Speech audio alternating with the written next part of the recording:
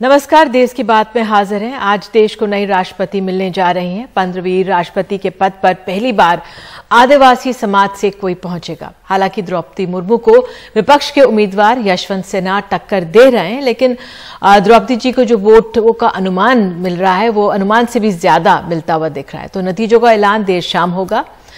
बहरहाल आज एक और खबर सुर्खियों में बनी रही। कांग्रेस की अध्यक्षा सोनिया गांधी से ईडी की नेशनल हेराल्ड मामले में पूछताछ हुई। ये करीब 2.5 घंटे चली। अब ईडी ने उन्हें 25 जुलाई को बुलाया और इसी मामले में आपको बता दें उनके दोनों बच्चे उनके साथ थे और राहुल गांधी से 5 दिन तक कई घंटे पूछताछ हुई थी।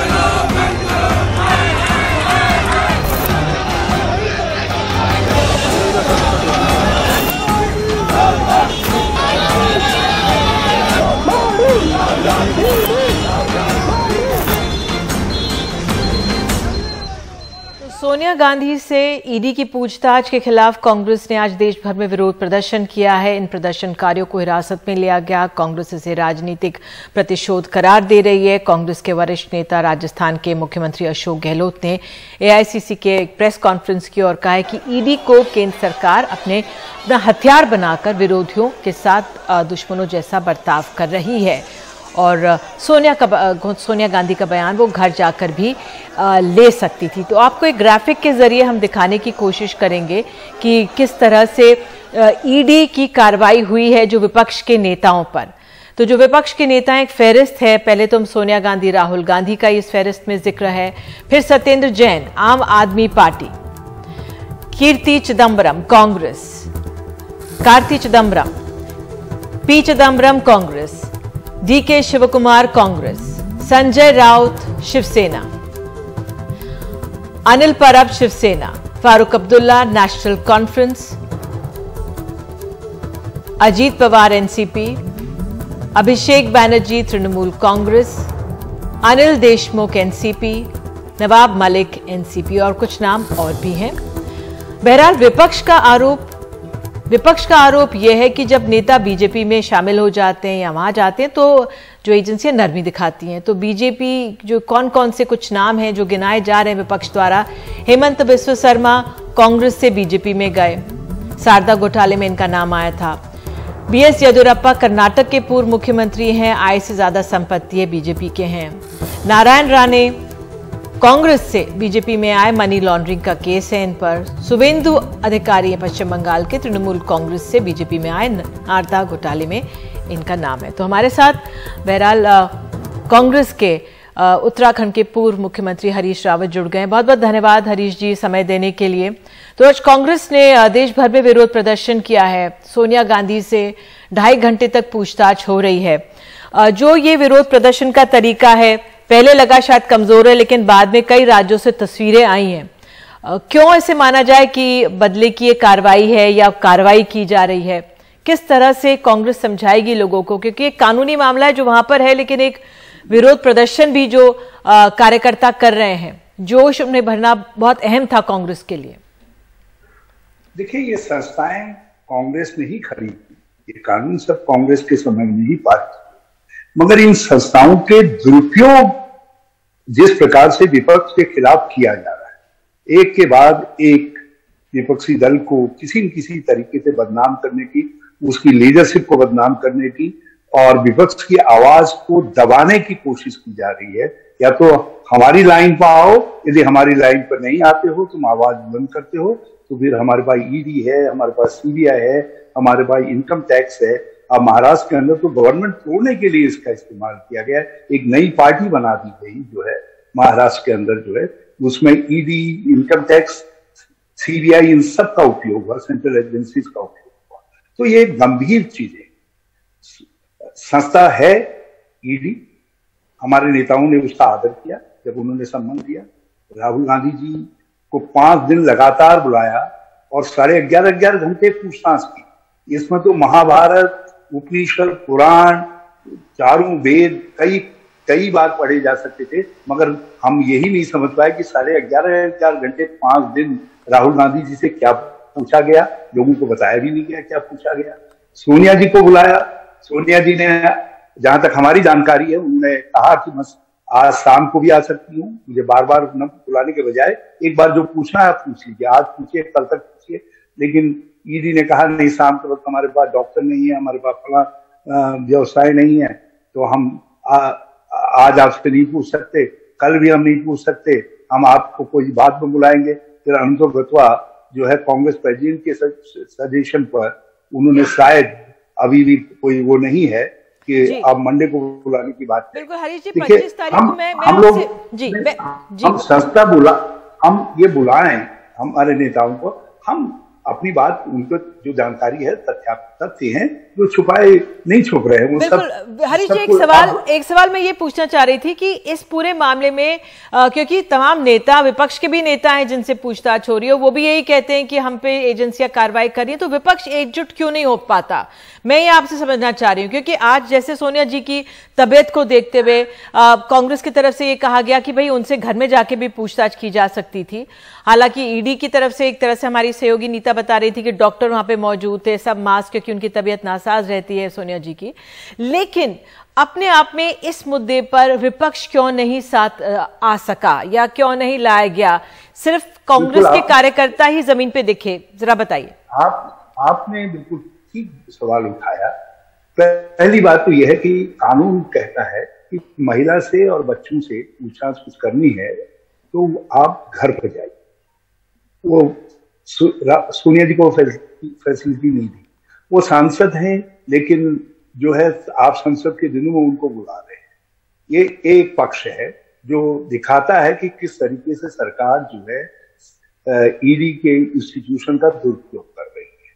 हम इंस्टीट्यूशन का सम्मान करते हुए इंस्टीट्यूशन की ऑटोनॉमी को बनाए रखने के लिए और लोकतांत्रिक संस्थाओं की स्वतंत्रता को बनाए रखने के लिए, संवैधानिक लोकतंत्र को बनाए रखने के लिए कांग्रेस पार्टी ये विरोध कर रही है। और हम चाहते हैं, हम सब विपक्ष के लोगों से अपील करना चाहते हैं, कहना चाहते हैं कि आइए इस सवाल पर हम केवल सैद्धांतिक रूप से एक न हो, बल्कि एक्शन में भी हम एक दिखाई दे। हम जो उनके सवाल हैं बैठ करके उसको बातचीत करने के लिए तैयार है। बिल्कुल, आप हमारे साथ जुड़े इसके लिए बहुत बहुत धन्यवाद हरीश जी, और देश की बात में आप जुड़े हमारे साथ। और अब दूसरी खबर, अगली खबर का हम रुख करते हैं, बात करते हैं हम विपक्ष के एक नेता जो हैं अरविंद केजरीवाल, वो किस तरह से लगातार सरकारों से सवाल करते हैं। एक और ये सवाल सामने उन्होंने खड़ा किया अरविंद केजरीवाल के सिंगापुर दौरे को लेकर। दिल्ली सरकार और उपराज्यपाल आमने सामने। अब उपराज्यपाल विनय सक्सेना ने दिल्ली के मुख्यमंत्री अरविंद केजरीवाल के सिंगापुर जाने के आवेदन को नकार दिया है। फाइल पर लिखा है ये मेयरों का कार्यक्रम है, सलाह मुख्यमंत्री इसमें ना जाएं, ये सलाह दी है।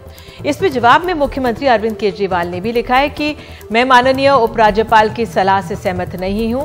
और उप मुख्यमंत्री जो है मनीष सिसोदिया के मुताबिक मुख्यमंत्री अरविंद केजरीवाल ने फैसला किया है कि अब वो सिंगापुर दौरे के लिए सीधा विदेश मंत्रालय में आवेदन देंगे, और उम्मीद है कि विदेश मंत्रालय भी मुख्यमंत्री की तरह मुख्यमंत्री को उपराज्यपाल के एडवाइजरी से सहमत नहीं होगा और अनुमति देगा जाने के लिए। तो आगे बढ़ने से पहले जल्दी से हमारे सहयोगी शरद शर्मा के पास चलते हैं। फिर हमारे पास साथ एक अहम खास संजय सिंह जो आम आदमी पार्टी के नेता हैं।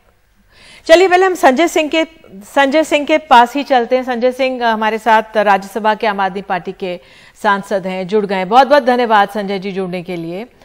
अब अरविंद केजरीवाल की जो राजनीति है वो अपने आप पे चुनौती लगातार दे रही है। आज मैं उनका गुजरात का कार्यक्रम में बिजली पे बयान देख रही थी। कार्यक्रम में कितनी खबरें ले हम, लेकिन जो ये उनका सिंगापुर का दौरा है, इसमें जो उपराज्यपाल की तरफ से जो कहा गया है कि तो मेयर्स की कॉन्फ्रेंस है, उसमें मुख्यमंत्री की जाने की क्या आवश्यकता, लेकिन आम आदमी पार्टी कह रही है कि हम तो जाएंगे। तो जरा ये बताइए क्या राजनीति हो रही है ये? देखिए निधि जी, ये तो बहुत ही हास्यास्पद तर्क है। अगर दुनिया के डॉक्टर्स का कोई सम्मेलन हो और उसमें अरविंद केजरीवाल जी को बुलाया जाए और कहा जाए कि केजरीवाल जी आइए और अपने हेल्थ मॉडल के बारे में बताइए, तो केजरीवाल जी कहेंगे कि नहीं नहीं, पहले मुख्यमंत्रियों का सम्मेलन बुलाइए तब हम हेल्थ मॉडल के बारे में बताएंगे। दुनिया के शिक्षाविदों का कोई सम्मेलन हो और केजरीवाल जी को बुलाया जाए कि आइए और अपने एजुकेशन मॉडल के बारे में बताइए, तो केजरीवाल जी कहेंगे कि पहले मुख्यमंत्रियों का सम्मेलन बुलाइए तब हम आएंगे अपने शिक्षा के बारे में बताने के लिए। दुनिया के वैज्ञानिकों का कोई सम्मेलन हो, साइंटिस्ट का, उसमें बुलाया जाए तो केजरीवाल जी कहे कि मुख्यमंत्री को बुलाइए। ये तो एक बड़ी हास्यास्पद बात है। और निधि जी, आप भी जानती हैं, भारत एक बड़ा देश है। यहां पर बड़ी सिटी दिल्ली है जहां पर 2 करोड़ की आबादी है, जहां पर असेंबली है। दुनिया के बाकी शहरों में असेंबली की व्यवस्था नहीं है। वहां पर मेयर होते हैं, यहां मुख्यमंत्री होता है। यहां की पॉपुलेशन के हिसाब से यहां पर असेंबली बनी।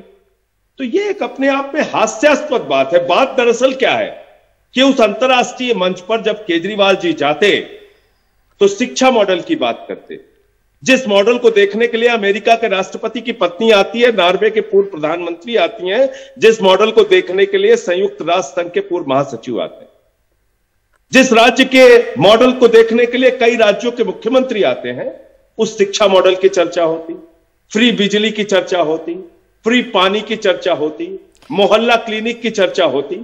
और ऐसा कोई मॉडल मोदी जी के पास नहीं है, तो उनका एक नकली मॉडल है, केजरीवाल का असली मॉडल है। यह खुलासा पूरी दुनिया के सामने हो जाता। शायद इसी डर के कारण नरेंद्र मोदी जी नहीं जाने देना चाहते हैं केजरीवाल को। और ऐसा पहली बार नहीं हुआ निधि जी हमारे साथ। जब डेनमार्क की यात्रा पे जाना था केजरीवाल जी को, उस वक्त भी उनकी यात्रा पर रोक लगा दी गई थी कि नहीं नहीं, आप नहीं जाएंगे कोपेनहेगन। अब कह रहे हैं नहीं, आप सिंगापुर नहीं जाएंगे। भाई, केजरीवाल से इतना क्यों डर लगता है मोदी जी? संजय, मैं आपसे उनके मॉडल से इतना घबराते हैं। बिल्कुल, मैं आपसे एक सवाल ये और अब अगर तर्क भी देना है तो थोड़ा पढ़ लिख के समझदारी से तर्क दीजिए। और कौन से लोग तर्क दे रहे? जो लोग मंगोलिया में जाके गधा भेंट लेते हैं, जो लोग दुबई के शेखों से गले मिलते हैं जा जाके, वो हमें सिखा रहे हैं। संजय, मैं एक सवाल पूछना चाह रही हूं आपसे। बिना बुलाए निधि जी, बिना बुलाए पाकिस्तान के प्रधानमंत्री नवाज शरीफ के बर्थडे का केक काटने मोदी जी चले जाते हैं, और वो केजरीवाल को समझा रहे हैं कहां जाना है कहां नहीं। संजय, मेरा एक सवाल यह है कि क्यों मैंने राजनीति बोला था, क्योंकि हमने हाल में देखा था राहुल गांधी भी कैम्ब्रिज चले गए थे, उन्होंने कोई परमिशन नहीं लिया, उसका इतनी चर्चा नहीं हुई। मुख्यमंत्री जो हमारे दिल्ली के हैं, जो ये परमिशन का मसला है, यही एक तरह से एक राजनीतिक मुद्दा बन गया है। तो वो राजनीतिक के माहिर है, मैं देख रही हूँ, समझ रही हूँ। तो ये हमें जरा समझाइए, क्या परमिशन लेना विदेश मंत्रालय से उनके लिए अनिवार्य है? क्योंकि शायद राहुल गांधी ने परमिशन ली या नहीं ली, मुझे इतना ज्ञान नहीं है इस बारे में। उस लिहाज से जरा आप बताइए, समझाइए। नहीं, ये दूसरा मामला है निधि जी। केजरीवाल जी के मामले में ये पहली बार नहीं हुआ। मैं आपको याद दिलाना चाहता हूं कि डेनमार्क की यात्रा पे उनको 2019 में जाना था और वहां के सम्मेलन में हिस्सा लेना था। उस सम्मेलन में भी नहीं जाने दिया गया। यहां पर सिंगापुर की सरकार ने उनको आमंत्रित किया है। अरविंद केजरीवाल घूमने, सैर सपाटा करने, सिंगापुर देखने नहीं जा रहे हैं। वो जा रहे हैं दुनिया में वर्ल्ड सिटी कॉन्फ्रेंस जो है उसमें हिस्सा लेने के लिए, जहां पर दुनिया के तमाम देशों के नेता आएंगे। आप उस सम्मेलन में बात क्या होगी कि दिल्ली का मॉडल क्या है, क्या काम आपने किया दिल्ली में। तो इस पर तो गर्व होना चाहिए पूरी की पूरी भारत सरकार को, भारत की जनता को, हर आदमी को खुशी होगी कि भाई ये अब चर्चा हो रही है एजुकेशन, हेल्थ की, बिजली की, पानी की, जाके सिंगापुर में। अब उसमें परमिशन की एक प्रक्रिया है, जिस प्रक्रिया को केजरीवाल जी फॉलो कर रहे हैं।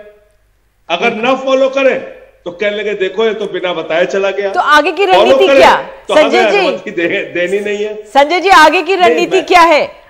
मैं ये कह रहा हूं भाजपाइयों से कि कृपा करके थोड़ा, अगर झूठ भी बोलना है, कोई तर्क भी देना है, तो कोई ठोस बात निकालिए। आदरणीय नरेंद्र मोदी जी मंगोलिया तक जाके गधा भेंट में लेते हैं, नवाज शरीफ के बर्थडे का केक काटने बिना बुलाए चले जाते हैं, और शेखों से मिलने चले जाते हैं, और हमें सलाह दे रहे हैं कि मेयर की कॉन्फ्रेंस है इसलिए नहीं जाना है। अरे भाई, डॉक्टर्स की कॉन्फ्रेंस होगी, मेयर्स की कॉन्फ्रेंस होगी, एजुकेशन के मामले में दुनिया भर के प्रोफेसर्स बुलाएंगे, साइंटिस्ट बुलाएंगे, एक मुख्यमंत्री के तौर पे अगर केजरीवाल जी जाएंगे तो उससे देश का नाम होगा। बिल्कुल। क्यों ऐसी बातें आप लोग करते हैं? चलिए, आप संजय जी जुड़े हमारे साथ, इसके लिए बहुत बहुत धन्यवाद। वाकई में किस तरह से ये विदेश यात्रा सिंगापुर की एक राजनीतिक मुद्दा बन गया है। आपको अरविंद केजरीवाल आज आपको बता दें गुजरात भी पहुंचे हुए थे। गुजरात विधानसभा चुनावों को लेकर आम आदमी पार्टी ने पहली गारंटी का ऐलान किया है। गुजरात दौरे पर उन्होंने अरविंद केजरीवाल ने कहा सरकार बनते ही 3 महीने के भीतर 300 यूनिट मुफ्त बिजली दी जाएगी, साथ ही 31 दिसंबर तक का सारा पुराना बकाया भी माफ किया जाएगा। तो अरविंद केजरीवाल जो चुनौती दे रहे हैं, विपक्ष की जो भूमिका निभा रहे हैं, वो अपने आप में सुनिए वहां क्या कहा उन्होंने। पहली गारंटी, आम आदमी पार्टी की सरकार बनने के बाद 3 महीने के अंदर गुजरात के अंदर भी 300 यूनिट हर परिवार की बिजली। दूसरी गारंटी, अब अगर मैं कहूं 300 यूनिट बिजली मुफ्त मिलेगी और बिजली ना आए तो वे तो गड़बड़ बात है। तो 24 घंटे बिजली मिलेगी और मुफ्त मिलेगी। 24 घंटे बिजली देना और फ्री बिजली देना ये एक मैजिक है, और ये केवल ऊपर वाले ने मुझे सिखाया और किसी को नहीं आता। किसी नेता को नहीं आता, किसी पार्टी को नहीं आता। कोई आके कहे अगर कोई और कि फ्री बिजली दूंगा, 24 घंटे दूंगा, मत मानना, केवल ऊपर वाले ने मुझे ये विद्या दी। तो हमने तय किया है कि 31 दिसंबर के पहले के सारे डोमेस्टिक बिल माफ कर दिए जाएंगे। तो ये गुजरात चुनावों की आप तैयारी देख रहे थे। बहरहाल आइए अब एक खबर सुप्रीम कोर्ट से जुड़ी हुई। नफरत फैलाने वाले भाषण और अफवाह फैलाने की अपराध बताने वाली, इसके लिए सजा तय करने पर कानून बनाए जाने की गुहार वाली याचिका पर सुप्रीम कोर्ट ने आज वहां पे सुनवाई हुई। हेट स्पीच मामले में सुप्रीम कोर्ट ने केंद्र सरकार और निर्वाचन आयोग को नोटिस जारी कर 3 हफ्ते में जवाब तलब किया है। सुप्रीम कोर्ट ने केंद्रीय गृह सचिव से 6 हफ्ते में हेट स्पीच से निपटने को लेकर राज्य से डेटा इकट्ठा करने के लिए भी कहा है। तो हमारे सहयोगी आशीष भार्गव हमारे साथ मौजूद है। बहुत अहम मसला है ये हेट स्पीच का, तमाम इसका असर भी हम देखते हैं अपने समाज में। आशीष, क्या हुआ कोर्ट में? जी देखिए, कोर्ट ने सीधे तौर पर कहा है कि हेट स्पीच और मॉब लिंचिंग को रोकने के लिए जो सुप्रीम कोर्ट ने 2018 में गाइडलाइन जारी की थी और कहा था कि प्रिवेंशन जरूरी है, यानी उसको निवारक कोई घटना होने से पहले रोकी जाए, अगर घटना हो जाए तो फिर उसको सुधार कैसे किया जाए और फिर उपचारात्मक उसका किस तरीके से उस पर आगे काम किया जाए, ये तमाम चीजों को लेकर एक लंबी चौड़ी गाइडलाइन जारी की थी।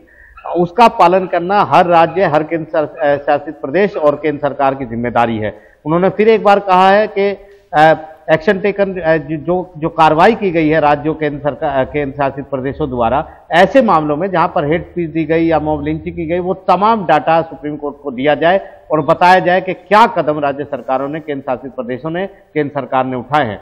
केंद्रीय गृह सचिव को कहा है कि 6 हफ्तों के अंदर तमाम डाटा इकट्ठा करें, एक बुकलेट के तौर पर सुप्रीम कोर्ट में दाखिल करें। तो जाहिर तौर पर एक गंभीर मुद्दा है, एक अहम मुद्दा है, जिसमें हमने देखा था कि किस तरीके से धर्म संसद पर कड़ा रुख सुप्रीम कोर्ट ने अपनाया था, जिसके चलते हरिद्वार में जो धर्म संसद होनी थी वो नहीं हो पाई।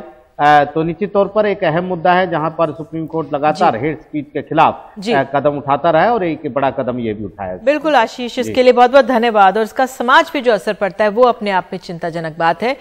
तो आपको ये भी बता दें कि ज्ञानवापी में मिले शिवलिंग पर पूजा की इजाजत की याचिका पर सुप्रीम कोर्ट ने सुनवाई करने से इनकार कर दिया। सुप्रीम कोर्ट का कहना है कि मामला अभी लंबित है, इसलिए कोर्ट सुनवाई नहीं करेगी। शिवलिंग की कार्बन डेटिंग यानी शिवलिंग कितना पुराना है ये पता करने के लिए जीपीआरएस सर्वे कराने की मांग पर सुप्रीम कोर्ट ने कहा है कि मामला निचली अदालत में पहले उठाया जाए। सुप्रीम कोर्ट ज्ञानवापी मामले में वाराणसी अदालत के फैसले का इंतजार करेगा।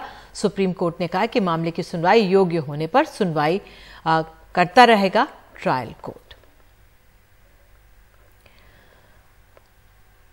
और देश की बात में आपको आगे ले चलेंगे उत्तर प्रदेश। वहां के नाराज मंत्री ने इस्तीफा दिया, गृह मंत्री से भी मुलाकात की, लेकिन अब एक और मंत्री की चिट्ठी वायरल हो रही है। एक रिपोर्ट दिखाएंगे।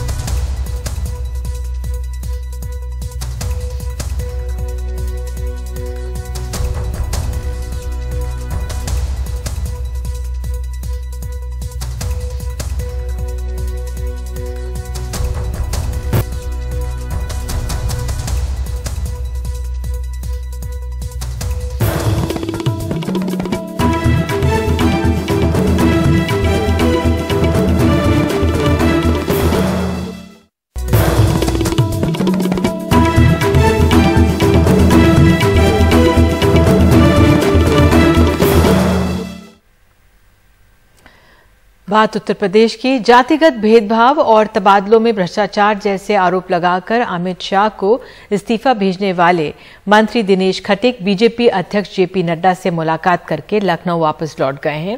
यह मुद्दा अभी ठंडा भी नहीं हुआ था कि इसी तरह की एक और चिट्ठी एक दलित विधायक की वायरल हो रही है। बीजेपी अब कैसे इस मुद्दे पर डैमेज कंट्रोल में जुटी है, देखिए ये रिपोर्ट। उत्तर प्रदेश के जल शक्ति राज्य मंत्री दिनेश खटीक ने बुधवार देर शाम बीजेपी के राष्ट्रीय अध्यक्ष जेपी नड्डा से मुलाकात की। करीब 1 घंटे तक चली मुलाकात में दिनेश खटीक ने अधिकारियों के बात न सुनने, काम का बंटवारा न होने और दलित होने के चलते तवज्जो न दिए जाने की शिकायत की। जेपी नड्डा ने उन्हें सलाह दी कि पार्टी फोरम पर ही अपनी बात रखें और पहले मुख्यमंत्री योगी आदित्यनाथ से मिलें। फिलहाल जिस तरीके से तबादलों के ऊपर में एक के बाद एक तमाम सारे भ्रष्टाचार के आरोप लग रहे हैं, जब ये आरोप लगा दिनेश खटीक की ओर से तो उसके बाद में मत्स्य विभाग में हुए तबादले जो है वो वापस ले लिए गए।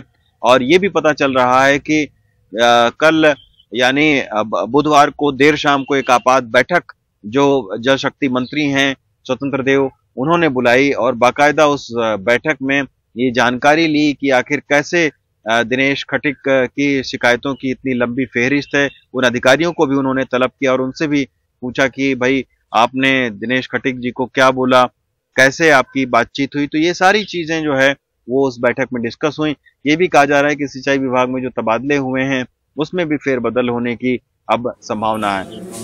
उधर उन्नाव के एक और बीजेपी के दलित विधायक बंबालाल दिवाकर की एक चिट्ठी वायरल हो गई है।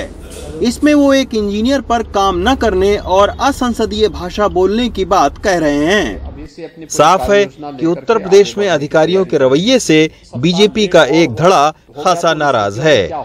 शायद इसीलिए उप मुख्यमंत्री केशव प्रसाद मौर्य को ट्वीट करना पड़ा कि यूपी के हर अधिकारी कर्मचारी को प्रोटोकॉल का पालन करना होगा। मंत्रीगणों के साथ जनप्रतिनिधियों को सुनकर उनका काम करें। गुरुवार को योगी आदित्यनाथ की मुलाकात अमित शाह और जेपी नड्डा से हो सकती है। उधर जतिन प्रसाद ने भी दिल्ली में डेरा डाल रखा है।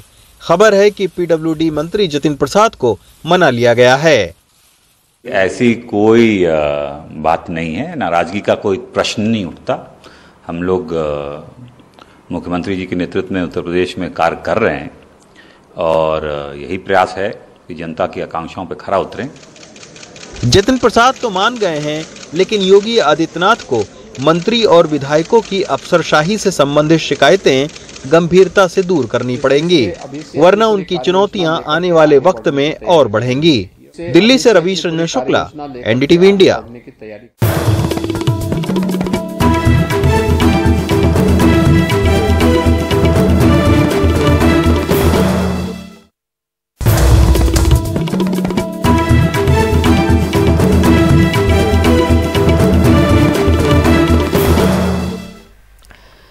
और अब खबर बुंदेलखंड से। करोड़ों रुपए खर्च करके बनाया गया बुंदेलखंड एक्सप्रेसवे कल हुई तेज बारिश में जगह जगह से धंस गया है। प्रधानमंत्री मोदी ने 16 जुलाई को ही 4 दिन पहले इसका उद्घाटन किया था। अब इसकी गुणवत्ता को लेकर तरह तरह के सवाल खड़े होने लगे हैं। इस पर समाजवादी पार्टी इसे लेकर सरकार पर हमले बोल रही है।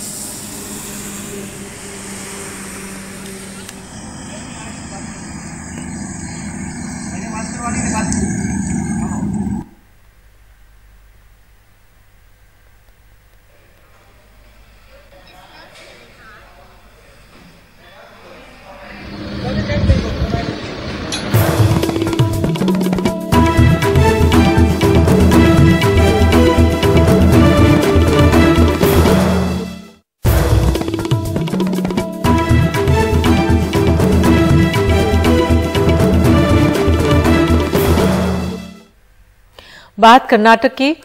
कर्नाटक में बीजेपी के वरिष्ठ नेता ईश्वरप्पा को पुलिस ने क्लीन चिट दे दी है। एक कॉन्ट्रैक्टर ने उन पर रिश्वतखोरी का आरोप लगाते हुए खुदकुशी कर ली थी।